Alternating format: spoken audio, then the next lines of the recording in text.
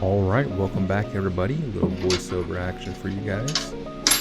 Today we're going to be rebuilding a Kohler carburetor on a zero turn. I can't remember the spec it is, but this was a warranty job and I'm just going to keep this carburetor because they didn't want the engine back.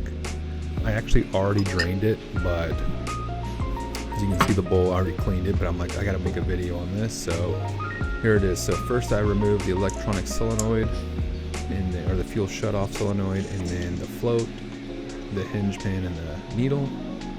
Then you want to use a screwdriver, kind of a fatter one. This thing is actually stuck in there. This carburetor had water in it, so there's a lot of sludge in there. So unscrew that main jet out of the bottom there. And then we're going to be removing that emulsion tube after this. Sometimes these main jets can be a problem when they're stuck in there because it's brass and it tends to get damaged. So just take your time with that. You can see that tube that goes all the way to the top does not come out. Only the emulsion tube comes out. And these are actually tricky because you can't just stick something in there and push it out. I try to use a little bit of brake cleaner to kind of break up that sludge that's kind of holding it in place. But usually you could tap it and it'll come out, but I'm just going to keep trying to work it out of there and push it up and out, over and over. Just kind of try to work that thing out of there, so eventually it will come out. So you can see it's almost at the base there where the threads are, and you just got to stick like a little small pick or something in there to kind of work it down, and eventually it'll pop out of there. So you can see it's almost at the end, and then I can just stick that in there and pull it out. As you can see, that emulsion tube's full of corrosion. That's what was holding it in place. So now we're just going to run some brake cleaner through all the jets, all the orifices, and getting any of that gunk out of there. I use, like I said, I always use brake cleaner. It's much easier on plastics and rubbers. So I highly recommend a brake cleaner, non-fluorinated. It's up to you. It doesn't matter which one you use, just use brake cleaner. Flammable though, I would use flammable for sure, but not the non-flammable stuff, because it's not as strong.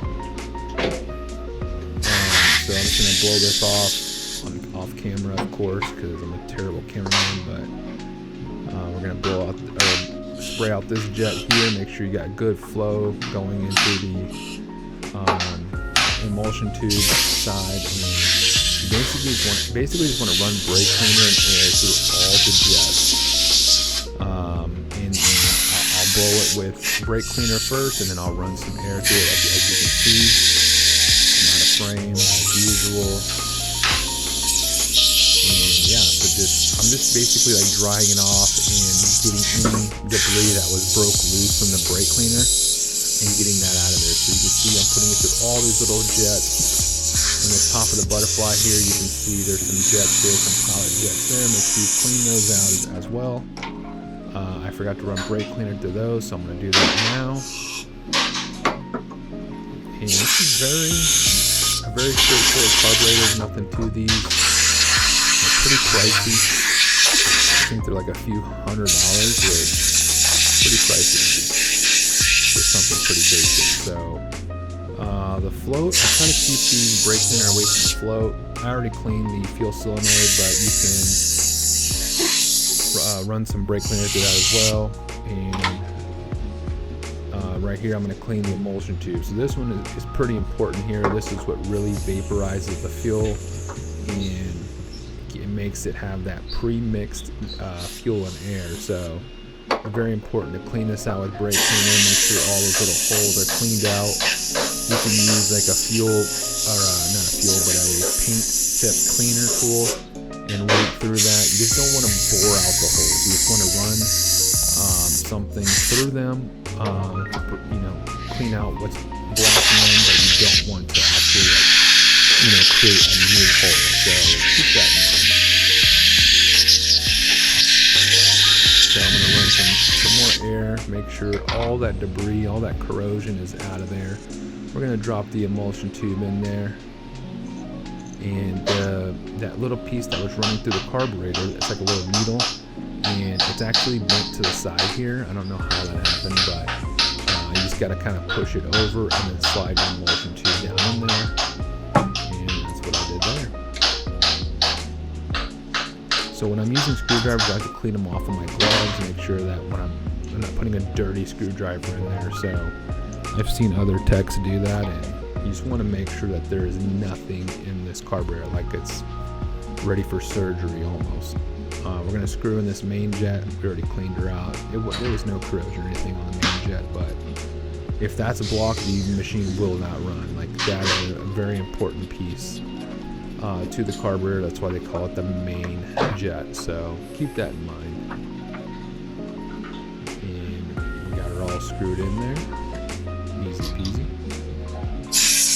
And then we're going, I just like to just blow air out, as I assemble it, just in case there's any sort of dirt in the carburetor. I just want to make sure that I blow that, those chunks out of there. We're going to slide the float in and the hinge pin for the float, and then we're going, we put the needle in and all that. So now the O-ring, the bowl gasket. That's pretty much it for this one. Put your bowl back on, slide your emulsion tube or your fuel shut-off solenoid, and that's pretty much it. So that's all I got for you guys today. Please like and subscribe, and we'll catch you guys next time.